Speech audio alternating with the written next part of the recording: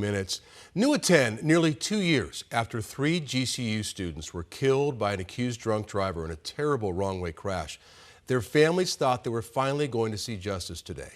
The man who pled guilty to killing them was set to be sentenced. But the judge overseeing the case suddenly recused herself. It's not something you see very often at this stage of a trial. 12 News journalist Bianca Bono joins us live in studio. So very unusual. What happened here? Very unusual, Troy. The courtroom today was filled with family members of the 3 victims, and they flew in for this sentencing hearing from Washington and Hawaii.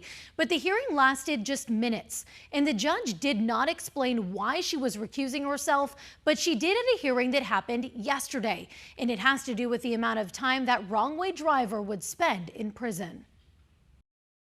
Vincent Acosta. On Friday afternoon, Vincent Acosta appeared in Maricopa County Superior Court on what was supposed to be the day he was sentenced. Last month, he pleaded guilty to 3 counts of second-degree murder because on October 10, 2022, he drove the wrong way on the I-17 freeway near Table Mesa Road. Court records say he was drunk and he crashed, killing 3 GCU freshmen, the young women on their way to watch the sunrise at the Grand Canyon. Their lives unfairly cut short, and their families have waited since that fateful day for justice to be served. They filled the courtroom Friday, flying in for the sentencing hearing from Hawaii and Washington. But instead, the judge recused herself from the case. Counsel, this had been the time for sentencing. The court does need to recuse. In a matter of minutes, the hearing was over. The court does extend apologies to everyone on both sides who've traveled here today. No reason was given as to why on Friday, but in a status conference on Thursday, the judge explained. The issue is that the court,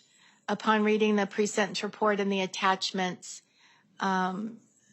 no longer is willing to accept the stipulations in paragraph 2. Acosta's plea deal included a sentencing range of 18 to 22 years for each count to be served at the same time, a sentence she no longer agreed with. It's this court's belief it's not a lengthy enough prison sentence. For now, the plea agreement is still in place, and the case is being transferred to another judge to oversee the sentencing, though it's unclear if that judge will accept the terms of the deal. Thank you, Judge, for noticing that our girls are worth more than what that plea agreement states.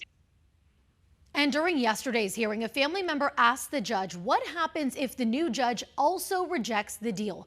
The judge said candidly that remains to be seen.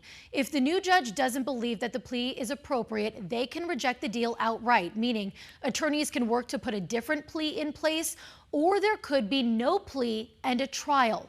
For now, sentencing has been rescheduled for October 8th. We're live in studio. Bianca Bono, 12 News. Bianca, thank you for that. Turn to politics now. Decision 2024. Vice President